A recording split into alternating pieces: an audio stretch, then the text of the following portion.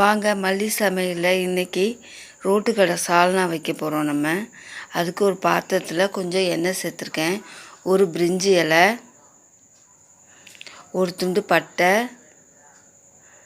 ஒரு கிராம்பு, 2 கிராம்பு, ஒரு அன்னாச்சிப்பூ, ஒரு துண்டு கடல் பாசி. இதெல்லாம் போடும்போது அவ்வளோ மணமாக இருக்கும் சால்னா. இப்போ ஒரு பெரிய வெங்காயம் எல்லாம் நல்லா வதக்கிக்கலாம். வெங்காயத்தை இந்த சால்னா புரோட்டா, சப்பாத்தி, தோசை இதுக்கெல்லாம் ரொம்ப டேஸ்ட்டாக இருக்கும். இன்றைக்கி நான் கோதுமை புரோட்டா போட்டிருக்கேன். அதுக்கு தான் இந்த சால்னா நான் வைக்கிறேன். இது டக்குன்னு நம்ம குயிக்காகவும் செஞ்சிடலாம். ஒரு பச்சை மிளகா இப்போ இதை நல்லா வதக்கிக்கலாம். 2 தக்காளி வெட்டி வச்சுருக்கேன், அதையும் சேர்த்துக்கலாம். இப்போ இதையும் நம்ம வதக்கிக்கலாம். தேவையான அளவு உப்பு,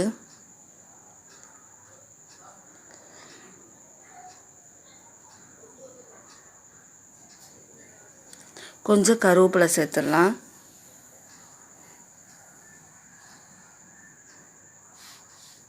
சேர்த்து நல்லா வதக்கிக்கலாம். இப்போ கொஞ்சம் புதினா சேர்த்துடலாம். இதில் கொஞ்சம் புதினா, கொஞ்சம் மல்லித்தழை, இது 2ஐயும் சேர்த்து நம்ம வதக்கிக்கலாம். வதக்கிட்டோம். இப்போ தேவையான மசாலா சேர்த்துடலாம்.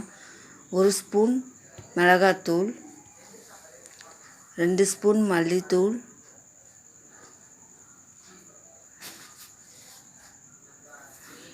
கொஞ்சம் மஞ்சத்தூள்.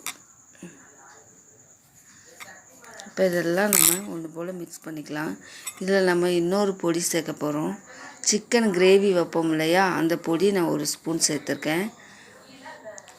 இதுதான் அந்த சால்னாக்கு ரொம்ப மணத்தை கொடுக்கும். நல்லா மணமாக இருக்கும் சால்னா. இப்போ தண்ணி விட்டு நம்ம நல்லா கொதிக்க வச்சிடலாம். இந்த பச்சை வாடெல்லாம் நம்ம போகட்டும், அது வரைக்கும் நல்லா கொதிக்கட்டும் சால்னா. இப்போ பார்த்திங்கன்னா ஒரு மிக்ஸி ஜாரில் தேங்காய் எடுத்து வச்சுருக்கேன், கொஞ்சம் பெருஞ்சீரகம்,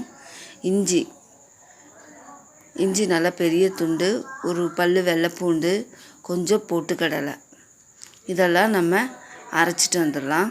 இப்போ பாருங்கள் நல்லா கொதிச்சிருச்சு. இப்போ நம்ம அரைச்ச தேங்காவை இதோடு சேர்த்துடலாம்.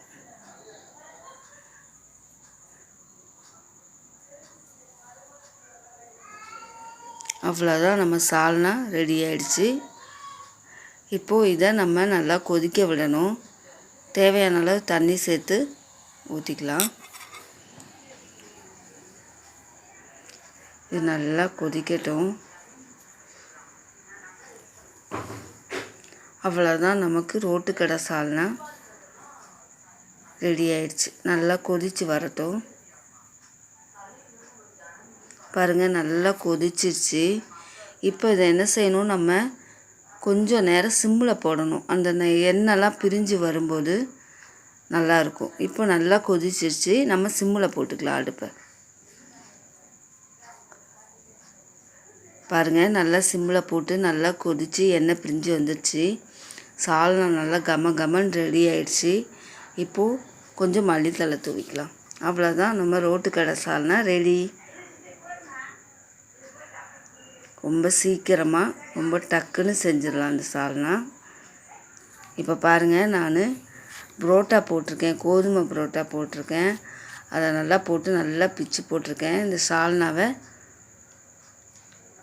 இப்படி ஊற்றி சாப்பிடும்போது அவ்வளோ டேஸ்ட்டாக இருக்கும். அடுத்த வீடியோவில் பார்க்கலாம். தேங்க்யூ.